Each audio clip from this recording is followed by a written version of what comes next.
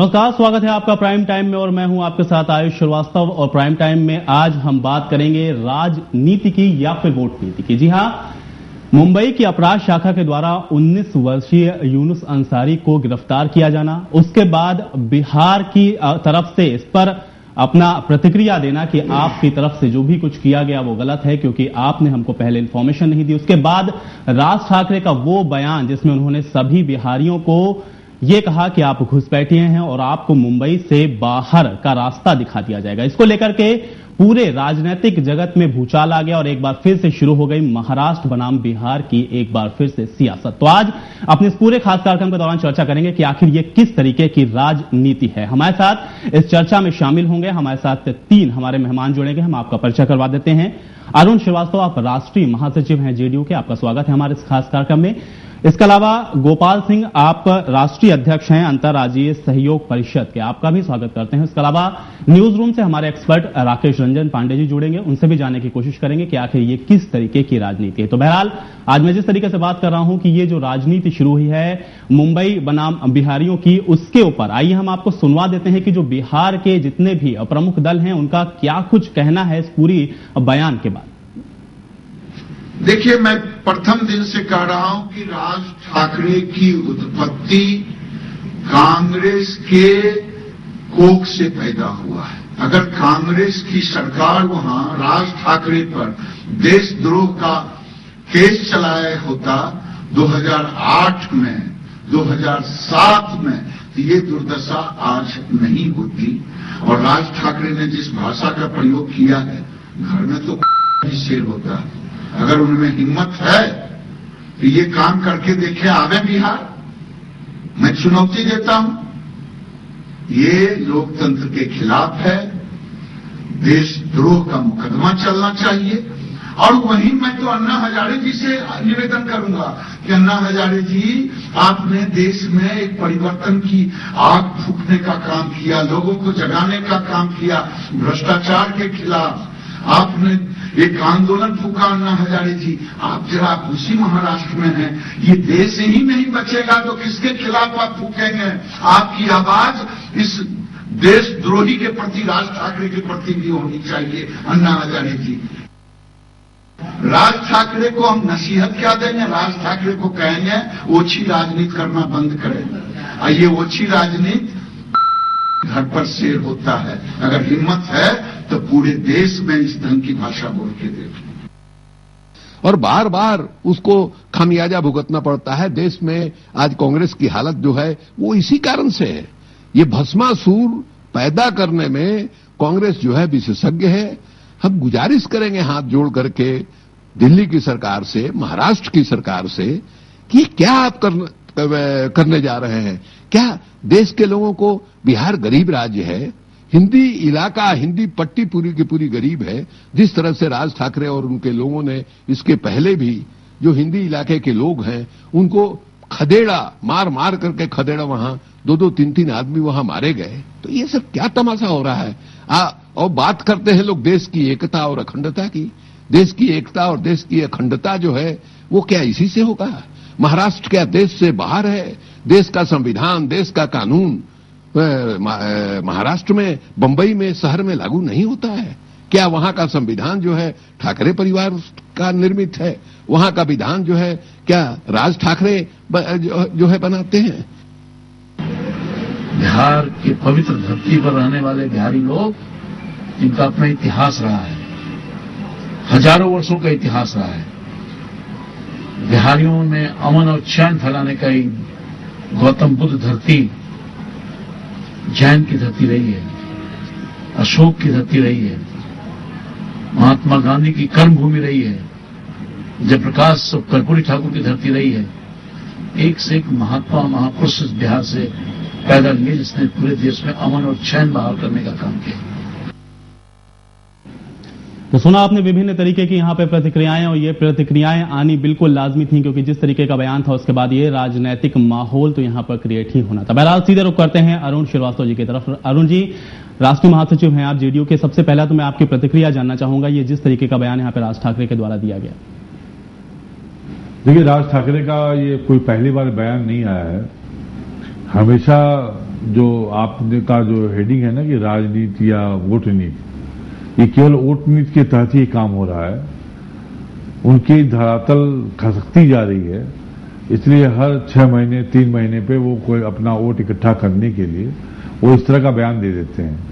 मुझे बहुत ज्यादा गुस्सा आता नहीं है, देखिए ये सब बहुत ओछी बयान है और इनसे कुछ होता नहीं है। हाँ, ये जरूर है कि कांग्रेस पार्टी इन लोगों के दबाव में इस तरह से वहां पर महाराष्ट्र पे काम करती है कि अब तक तो राज ठाकरे या उद्धव ठाकरे को जेल में होना चाहिए, और कांग्रेस पार्टी के लोग अभी जांच करेंगे, बयान देंगे।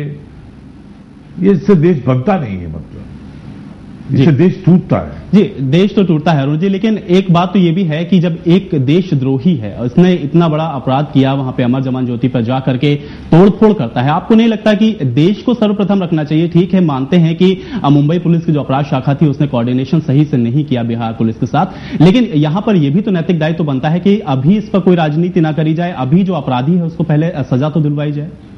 तो कौन मना कर रहा है कि आप सजा मत दीजिए? हम सजा देने के खिलाफ नहीं है। सवाल इस बात का है कि इस देश की एक नीति है कि अगर किसी स्टेट गवर्नमेंट को किसी की जरूरत है किसी दूसरे स्टेट में, तो ये भारत सरकार का, ये देश का कानून है कि आप जाइए, वहां की पुलिस को कहिए कि हमें ये आदमी वांटेड है, हम इसको गिरफ्तार करना चाहते हैं, आप हमारी मदद करिए, और वहां की सरकार या वहां की पुलिस आपकी मदद करती है। और आप खुद पहुंच जाइए और किसी को उठा लाइए, और उठा लाने के बाद कोई ये बयान दे कि साहब इसमें आप दखल देंगे तो हम बिहारी को निकाल बाहर कर देंगे, ये कोई मतलब है क्या? ये कोई मतलब नहीं है, लेकिन जो अभी का जो राजनीतिक परिप्रेक्ष्य है उसको देखकर तो यही लग रहा है कि यहाँ पे वोट जो नीति है उसकी यहाँ पर राजनीति पूरी तरीके से चलेगी। गोपाल सिंह जी, आपके पास मैं आना चाहूंगा। आपने यहाँ पर बात सुनी यहाँ पे अरुण श्रीवास्तव जी की, कितना सहमत है आप इनकी बातों से? देखिए, ये जो राज ठाकरे का बयान आज आ रहा है, वर्षों पहले इसके चाचा बाल ठाकरे का भी ऐसा ही रवैया रहा। इन्होंने कभी लुंगी उठाओ, कभी पुंगी बजाओ, कभी गुजराती को भगाओ, कभी बिहारी को भगाओ। आज ये उत्तराधिकारी का लड़ाई वो लड़ रहा है बाल ठाकरे में, उद्धव और राज, जिन्होंने देश की सभी सीमाएं, कानून की सभी सीमाओं की प्रकाष्ठा को पार कर लिया। मैंने अन्ना हजारे को घेरा था जंतर मंतर पर 8 अप्रैल को, जब अनशन के लिए वो आया था दिल्ली, तो हमने कहा अन्ना हजारे जी आपका स्वागत है, आप भ्रष्टाचार की मुद्दा उठाया था, लेकिन सावधान अन्ना हजारे, जिस प्रदेश के आप नागरिक हो उस प्रदेश में रोज राष्ट्रद्रोह का काम किया जा रहा है। वहां लोगों को प्रांतवाद के नाम पर, बिहारी और यूपी के नाम पर रोज खदेड़े जा रहे हैं। क्या 1.25 गज मिट्टी आपको नहीं मिली थी वहां बैठने का कि आप वहां बैठ के अनशन करो और राज ठाकरे को या बाल ठाकरे, ठाकरे परिवार को राष्ट्रद्रोह के श्रेणी में जाकर बंद करवाओ? लेकिन आप देश के इस मुद्दों पर आकर जंतर मंतर पर आपने भ्रष्टाचार की बात करी और लोकपाल की। क्या भ्रष्टाचार, लोकपाल राष्ट्रद्रोह से बड़ा होता है क्या? अगर आप रियल में महाराष्ट्रियन लोग हो और आकर जंतर मंतर पर अपनी आस्था जताने के लिए और इस भ्रष्टाचार की मुहिम चलाने आप आए हो, तो सबसे पहले जाके ठाकरे परिवार पर जाके एक अनशन करो महाराष्ट्र में, और जहां प्रांतवाद की भाषा, राष्ट्रीयता और भारतीयता समाप्त हो चुका है, अब प्रांतवाद की भाषा में लोग वहां प्रताड़ित किए जाते हैं, तो राष्ट्रद्रोह से बड़ा अन्ना हजारे कोई भी मुद्दा नहीं है। जाओ पहले महाराष्ट्र में लोकशाही यानी लोकतंत्र का पहले बहाल करो, तब तुम आकर के दिल्ली में जंतर मंतर पर बैठ करके तुम आकर के यहां भ्रष्टाचार की बात करना। Back to pavilion Maharashtra. अब वो बर्दाश्त नहीं किया जाए। उसके बावजूद भी मेरा शब्द था कि अब मैं पीएमओ से, सुप्रीम कोर्ट से और चुनाव आयोग से पूछूंगा कि एक राजनीतिक पार्टी बना करके राष्ट्रद्रोह, राज ठाकरे और बाल ठाकरे जैसे लोग सत्ता में वोट बैंक की राजनीति कर रहा है, और वो राजनीति को भारत की कानून, सर्वोच्च न्यायालय और राष्ट्र के पीएमओ और चुनाव आयोग अब तक उसकी राजनीतिक पार्टी को कैंसिल नहीं किया है, और रोज बिहार और यूपी के नाम पर वो प्रताड़ना करके प्रांतवाद की भाषा को बढ़ा करके राष्ट्रद्रोह को फैला रहा है, और महाराष्ट्र की आकर के यहाँ पर गोपाल जी यहाँ पे रोकना चाहूंगा। गोपाल जी आपको बात रखने का बहुत समय मिलेगा। राकेश रंजन पांडे जी, आपने दोनों लोग की बात सुनी, आपकी प्रतिक्रिया इन लोगों के बयान पर मैं जानना चाहूंगा। बिल्कुल आयुष, जैसा कि अभी अरुण श्रीवास्तव जी ने कहा कि राज ठाकरे वोट बैंक की राजनीति कर रहे हैं, तो मैं सबसे पहले उनसे एक सवाल करना चाहूंगा कि चलिए ठीक है, एक बार के लिए राज ठाकरे के इस बयान को हम राजनीति से जोड़ लेते हैं, वोट नीति से जोड़ लेते हैं, लेकिन नीतीश कुमार के द्वारा जो ये स्टैंड लिया गया है, जो एक कदम उठाया गया है अरुण जी, उसको किस रूप में लेते हैं? क्या यह एक सांप्रदाय विशेष की तुष्टिकरण की नीति नहीं है? नहीं, उन्होंने नीतीश कुमार ने तो एकदम जो संविधान के तहत जो बनाया गया है कानून, उसके तहत कहा है कि अगर किसी प्रदेश की सरकार को कोई वांटेड है तो वो उसका नियम है कि वो स्टेट में जाए, उस थाने में जाए, सबसे पहले अपने रिपोर्ट करे और कहे कि हमें ये आदमी वांटेड है, वहां की पुलिस उसकी मदद करती है। नहीं अरुण जी, आज तक कभी ऐसा नहीं हुआ है कि कहीं की पुलिस आवे और किसी के घर पहुंच जाए और उठा के लेकर चली आवे। अरुण जी, जो हमारे देश का संविधान है उसमें कई बार ऐसे प्रावधान बनाए जाते हैं। उत्तर प्रदेश में जब 1998 में स्पेशल टास्क फोर्स का गठन किया गया तो कई बार कुछ हादसे ऐसे होते हैं जो सियासी सोच को ही बदल देते हैं। मुंबई के आजाद मैदान में जो हादसा हुआ, एक जो है युवक द्वारा अमर जवान ज्योति पर हमला किया गया, उसको तोड़ा गया, जो कि देश की संप्रभुता और एकता पर हमला कहा जाएगा। अगर ऐसे में सबसे पहला जो है नैतिक कर्तव्य बनता था नीतीश कुमार का कि वो उस युवक को हिरासत में लेती, उनकी पुलिस हिरासत में लेती, उसके बाद महाराष्ट्र की मुंबई पुलिस को आमंत्रित किया जाता कि हमने इस देशद्रोही को हिरासत में ले लिया है, आप आइए और इसे ले जाइए। लेकिन वहां पे नीतीश कुमार उसको हिरासत में भी नहीं लिया जा रहा है, और अगर मुंबई पुलिस वहां आ रही है तो नहीं, आप कुछ गुमराह कर रहे हैं, माफ कीजिएगा आप। नहीं अरुण जी, मैं गुमराह नहीं कर रहा हूं, छोड़िए ना अरुण जी मैं आपसे फिर कह रहा हूं कि क्या महाराष्ट्र सरकार ने नीतीश कुमार को ये लिखा था कि यह व्यक्ति आपके यहां है जो हमारे यहां इस केस में वांटेड है? ऐसा है क्या कोई मामला? देखिए, मामले अगर ऐसा होता और नीतीश कुमार ने ऐसा नहीं किया होता तो आप ये बात कह सकते थे।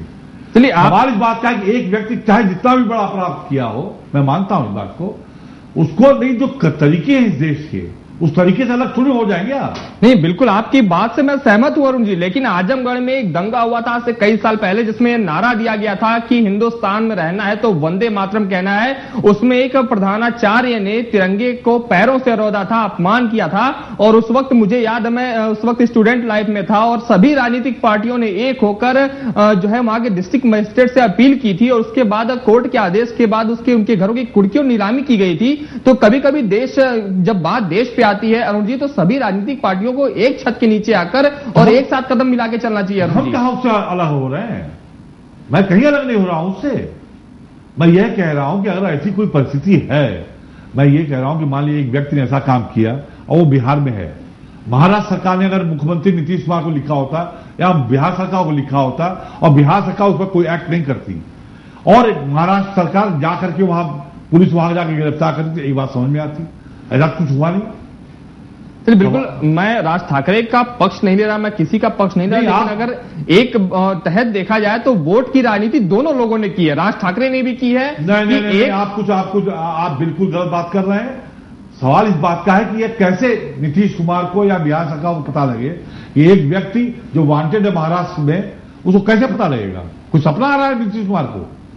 क्या महाराष्ट्र सरकार ने लिखा उनको कि आप यहां का ये व्यक्ति हमारे यहां वांटेड है? गोपाल सिंह, आपके पास मैं आना चाहूंगा। दोनों लोग की प्रतिक्रियाएं आपने सुनी। देखिए, हम राकेश चंद्र पांडे जी भी कह रहे थे कि यहां पर जो नीतीश कुमार हैं उनको भी यहां पर इस तरीके की कार्रवाई करनी चाहिए थी। कितना सहमत है हम इन दोनों लोग की बात से? हेलो, जो नीतीश कुमार की बात अभी यहां आ रही है और जो भी राजनीतिक दल अपनी बयान देते हैं, मैं सीधा बात करना चाहता हूं, चाहे किसी भी राजनीतिक पार्टी के कोई लोग हैं, वो अपनी राजनीतिक स्वार्थ साधने के बाद राष्ट्रहित की बात करते हैं। इसलिए जो राकेश जी ने अभी मुद्दा रखा है, उन्होंने सच्चाई से मुद्दा रखा, मैं उनसे सहमत हूं। कोई भी राजनेता या कोई भी राजनीतिक पार्टी अगर कोई मुद्दाओं को रखता है तो वो भविष्य की लाभ हानि सोचकर ही अपनी सब। नहीं गोपाल जी, जहां तक मेरी जानकारी है कि आप संपूर्ण क्रांति अभियान से भी जुड़े हुए हैं, तो आप एक समाज सेवक की भूमिका